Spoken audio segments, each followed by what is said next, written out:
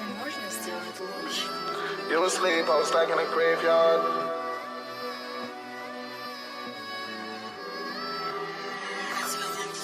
You asleep, I was working a graveyard, stacking money up in a shoebox, one life, and I'm ready to risk it. For anything better than that shit, keep it tight for me, baby.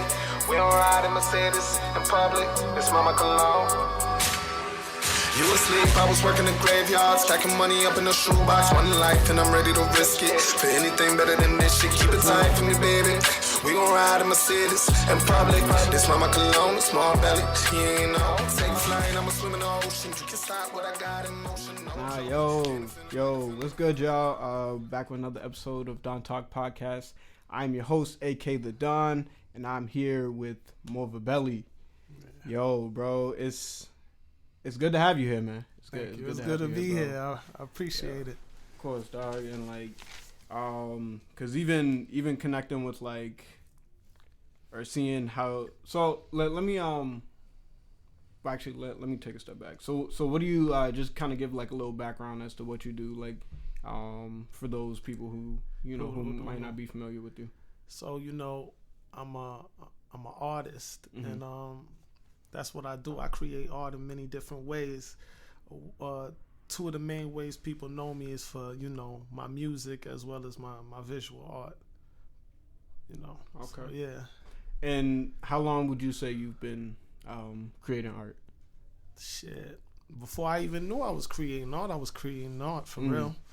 But I've been doing this since young. But as far as the level at which I'm at now, at the way I approach it, probably for the past 3 years, I turned 2 years, 2019 or so, I turned it up a whole nother level. Word. Okay. Yeah, that's good. So was there anything that was any moment that you were yeah, I'm going all in. Shit, that's how my last project. So when we first met, the way we met, I was performing records from my all in project, and that's when I made that conscious decision to say, yeah, nigga, this is what it is. Right. You know what I mean? And not that, because sometimes you feel like you're going hard and you feel like, yo, you're doing everything you can, but I don't know, it's not shining through really like that. We think something, but that's not the reality of the situation. When I made that decision all in, that's when I made it my reality for real. Word. But I was doing it for quite some time. You know what I mean? Yeah. Yeah. Word. I definitely reached that point. So what or how did you connect with Muna and Debo? Because I know y'all have worked together and stuff, and I was just kind of wondering how y'all connected. How we connected? We connected a couple years ago. You know what I'm saying? At a show, they were performing. I was performing. We all did some crazy dope performances. So it was respect on each part, and ever since then we built a relationship. I built a relationship with Federation, Relief, Word. and what they got going over there. You know what I'm saying? Mm-hmm. Them cool dudes. Yeah. No, I definitely I rock with both of them. Shout out to them. Yeah. So music, respect, and just that's where we all met. Music, respect for expression, respect for creativity, and respect for the art.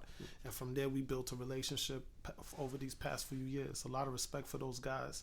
Shout out to Walt now. Mm-hmm. Yeah. Word. And so, is it 3-4 YRH? That's the group you. Is that your brand or your label? Yeah, 34 YRH is my lifestyle for real.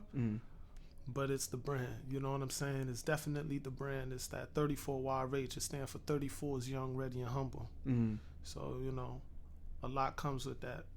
That's what a nigga riding for real. Where okay, so how'd you kind of come up with that? What led to that? So I moved around a lot as a youngin', but I'm from, Massachusetts. I'm a Massachusetts artist. Mm-hmm. I was born in the Bean, but I was groomed and grown up in a spot they call Lynn-based, 34.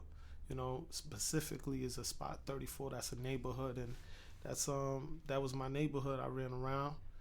And young, ready, and humble, I felt like that described the youngins that was over there, the dudes that I groomed up with, and you know, made a lot of experiences. It was like a lot of us was just young, ready, and humble. Mm-hmm. I never forgot none of that. Right. 34 YRH. Can never forget where you came from. It's one of those things I take it with me because, like I said, I moved around a lot, so I never really felt like I had like a home per se. Mm-hmm. But if I could call any place like a place that I could feel more comfortable, you'll see a whole nother side of me. It would be that 34 section. Mm-hmm. Right. Yeah, that 34 sector. So you said you know you've been you've been, you know, kind of creating art since you were young. Like, was there anything that kind of got you into it? Like, a specific moment, or? You know, it's crazy because you never looking in retrospect. You never remember what's gonna stick with you as a child. Mm-hmm. You never remember what you don't think like this moment is what I'm gonna remember when I'm like 25 or 22 looking back. But you know, a couple moments. Like I had my older sister. One time she was rapping. I seen her rapping as a youngin'. And just because I see my older sister doing that, I felt like, yo, I could do that same shit too. Right. I'm a couple years younger, so I start flowing. She like, nah, nigga, that shit ain't shit. That trash. But you know, my sister's father was over there, you know, and he had us both rap for him. Mm-hmm. She said what she said made more sense. You know, we young at the time, but he said I had the flow. Like, mine was better because of the way it flew. Right. So I was like, you know, I never forgot that. Mm-hmm. And there was these moments, you know, as in elementary school, you bring up, you know, CDs. You know, you had the music classes. Yeah. You had to bring a CD from home. There was an experience where, you know, I brought a CD and I ended up performing for the class. Mm-hmm. These are shit I never said for real, but, you know, you don't look back at it. You know what I'm saying? And even the music teacher, I don't know what it was, but she had me do it for the class that was coming in after. You know how they coming in and you guys going. Yeah. You know how those classes was. It was just little shit like that. It stay in your head. Mm-hmm. It never go nowhere. So when I look at it like that, that's what I'm saying. I've been creating art. This, but you gotta let that light shine through. Yeah. That's what I learned. Okay. So when you coming up with content, like what are some of the things that inspire you to, you know, come up with whatever? Real life, you know, my perspective on things, you know, and I'm always challenging myself to broaden my perspective so I could even paint a different type of picture. Because, you know, but real life, God, you know what I mean? God for sure. That's probably number one, real life. Right, just from this life experience, this earth realm, this whole situation, you know what I mean? I just take from it, you know, I get inspired. You know, I move off inspiration. I move off energy, vibes, so yeah, all that. Okay.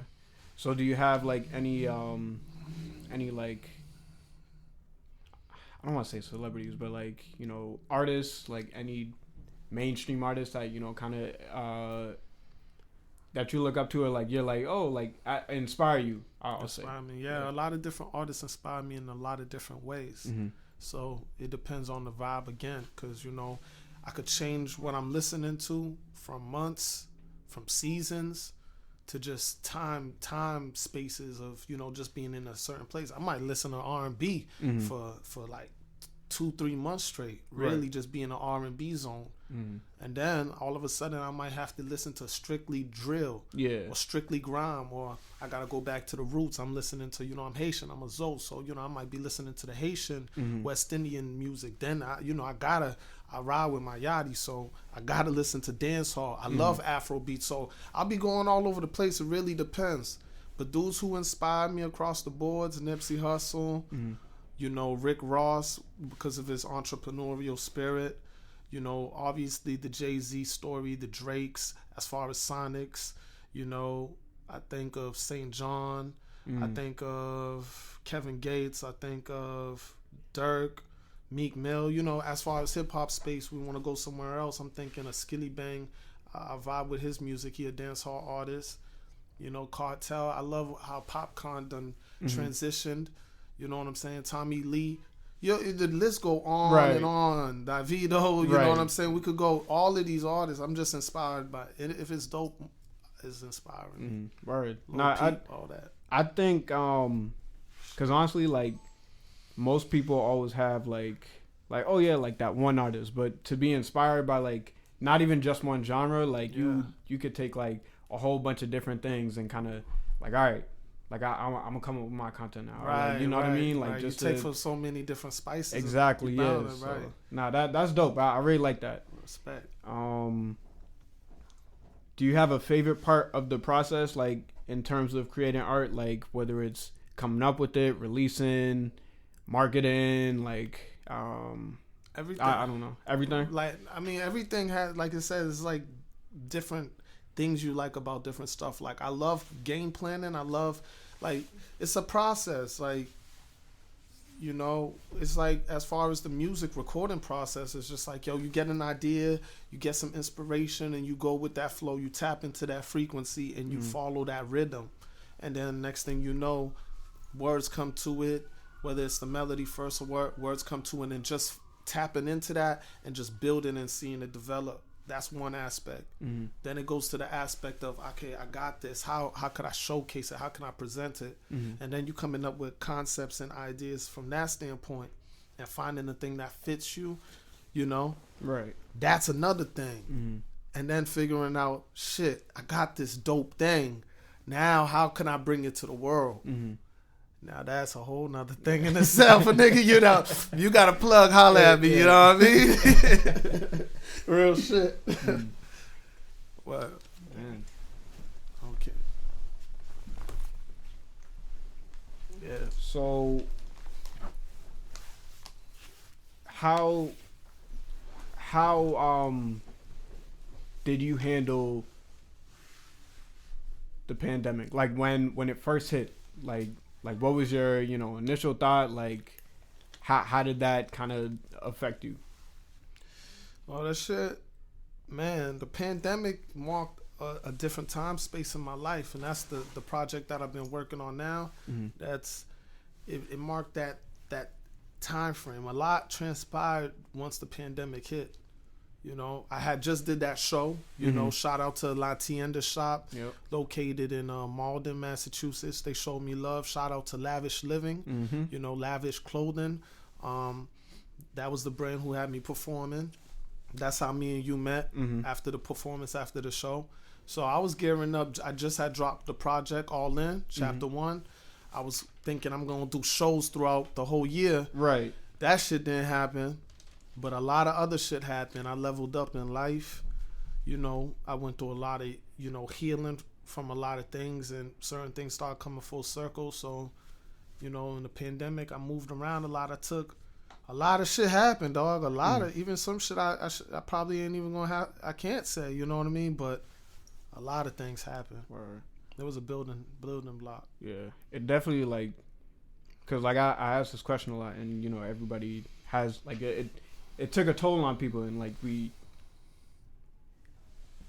but I think the fact that, yeah, it took a toll, but to be able to continue working, like, all right, like, you know, whatever happened, like, you deal with it, but at the same time, you're like, all right, like, I can't let this hinder me forever. Right. So yeah, I'm proud to see, you know, you came out the other side. Or like, you know, we still in the pandemic, but like the fact that, you know, you still hustling. Right. So right. Yeah. I gotta hustle. So talk a little bit about the Graveyard visual, because that's the last one that came out, right? Like your most recent. Most definitely Graveyard. Graveyard.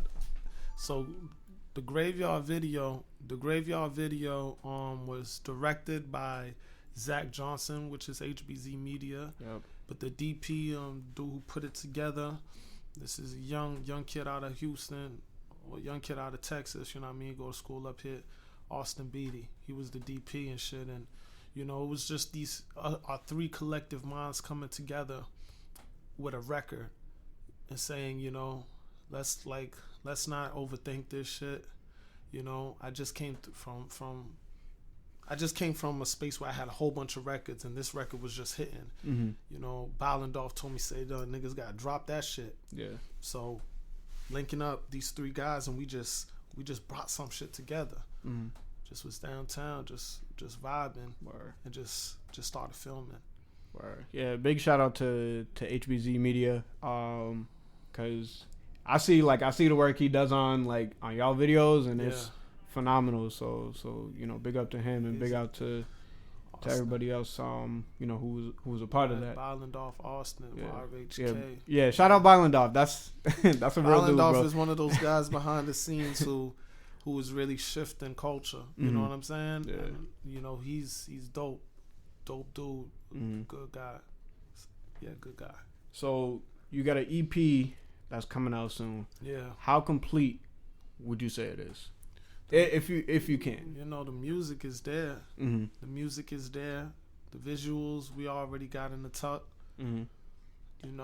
It's here, but we ain't just gonna do it. We're gonna make sure it's done right. Right. So everything right now, but it's here. It's here right now. We on it. Mm-hmm. You feel? So it's complete. Okay. So this is actually the first time I'm doing this. I just bought these deck of cards. Yeah. And they got questions on them and stuff. So these are two different ones. These are would you rather, and that's just I think it's just a random question. So if, feel free to either pick one of each or three of each, however many you want. Just kind of answer the question, just see how that go. Alright, we're gonna do 3 and 3. 33. Yeah. Okay, so just do it. Start right now off top. Yeah. Do you have a birthmark? If so, where? I feel like I've been asked this question before. Yeah, man, this guy looked like a security or something like that, man. Straight gangster, man. Yeah, man. But I got a birthmark somewhere on my leg. Mm-hmm. Okay. Yeah. Be in shape and have a great body, but ugly face, or have a gorgeous face but be overweight. Nah, man. Be in shape, have an ugly face. Women don't give a fuck about that shit, man. Hey, man. They could go for the ugly. It's a whole situation. They think a little differently. You know what I mean? A lot of ugly guys winning. Yeah, bro. Shit. All right. Describe your sense of humor in one word. My sense of humor in one word. Shit, man. Real. Shit, real black. It's black humor, I'll tell you that. Yeah. You know what I mean? Black. Melanated. Yeah, you get what I'm saying? That's how that goes. For real. Work with dead people in a mortuary, or work in the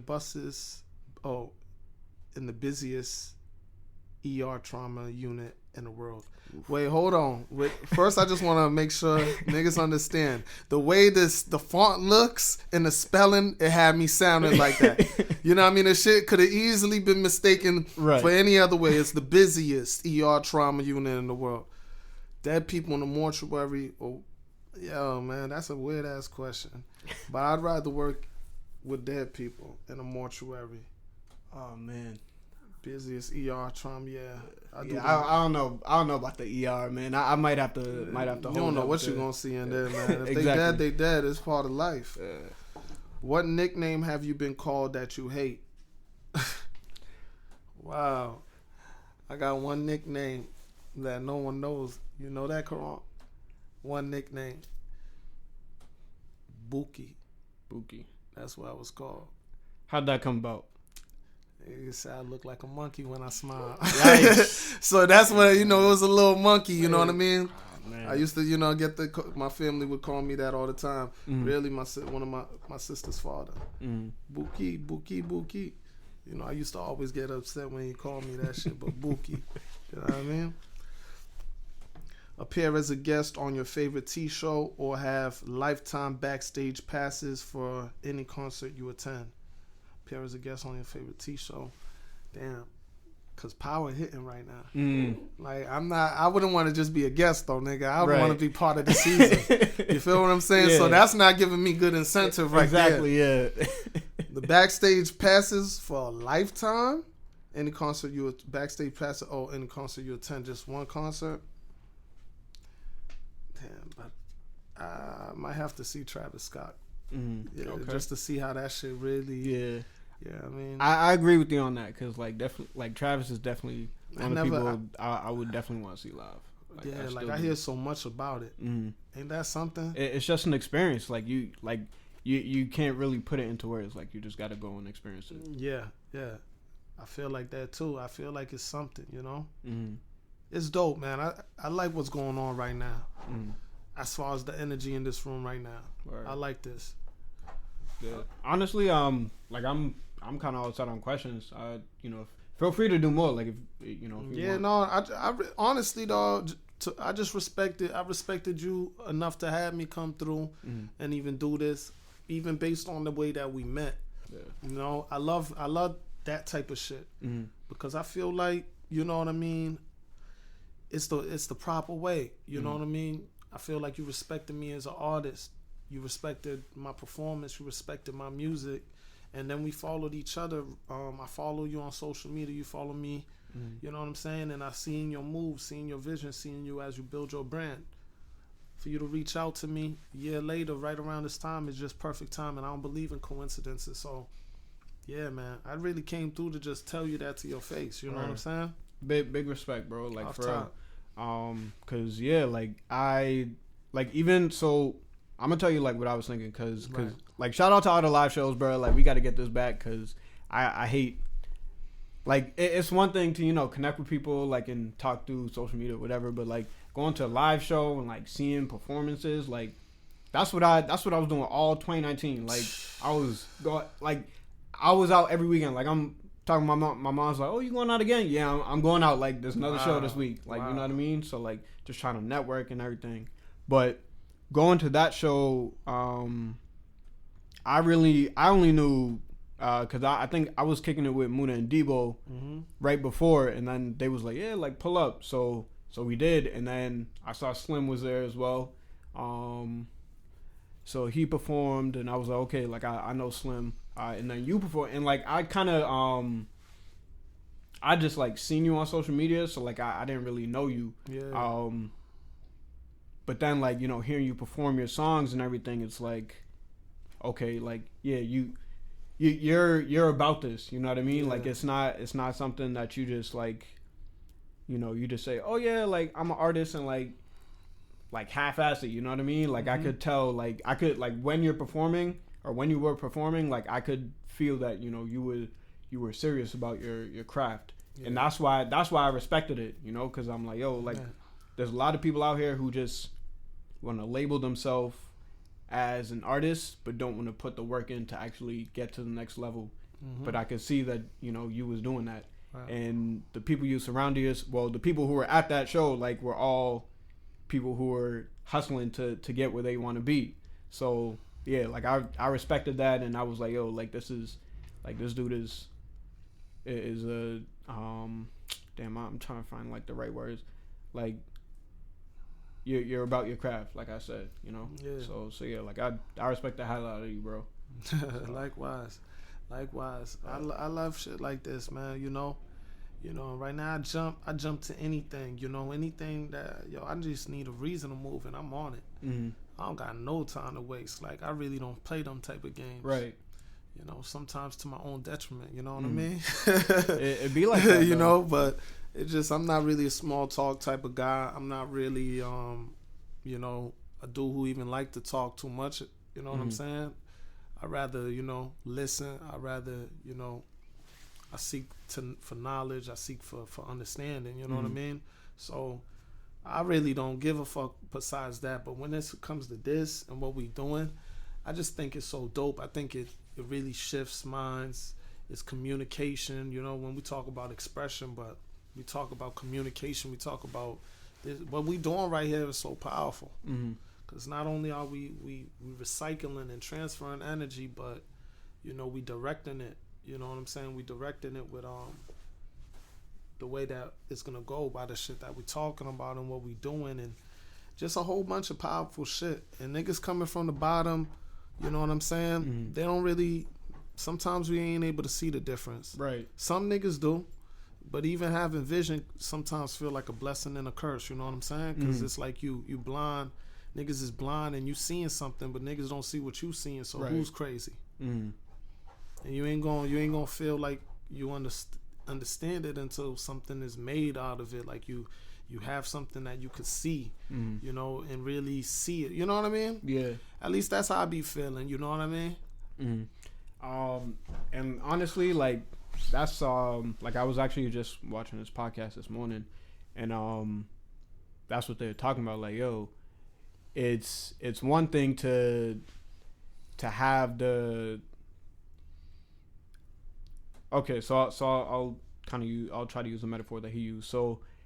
So real success, like true success, like in its truest form, is like a bamboo tree, right? Right. Like when you plant it, like it takes 5-6 years to grow, right? So in those 5-6 years, like you won't know that it's, or you don't see it right away, but you got weeds and stuff that come up.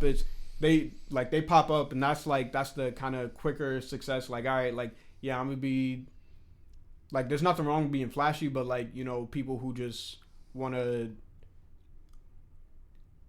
say, okay, like, yeah, like I'm on, like, and stuff like that, but right. it's not, it wasn't like a genuine thing. Like, right, I guess more of a kind of like a hand, like, oh, I got a handout, so right. I'm this person. Yeah, exactly.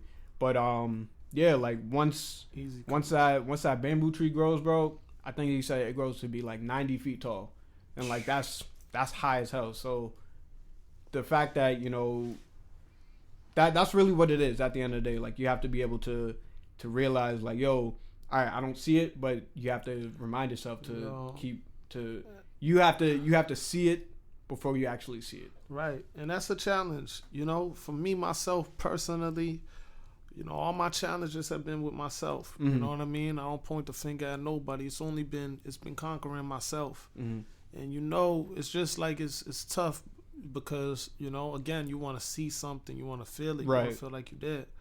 But I figure, you know what? I'd rather win on my own accord, like being myself, you know what I mean, giving it my all, doing shit like that, than, you know, to win on any other type of way. I'm gonna set how I'm gonna live my life and, you know, live my shit.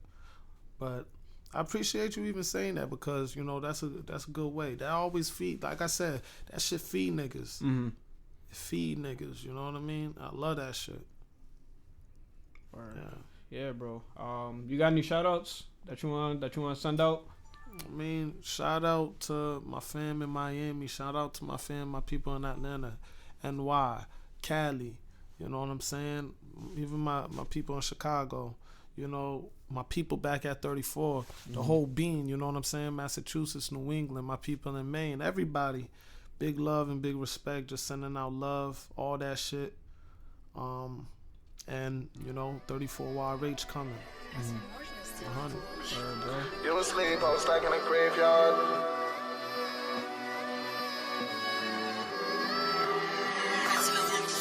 You asleep, I was working the graveyard, stacking money up in a shoebox. One life and I'm ready to risk it for anything better than this shit. Keep it tight for me, baby.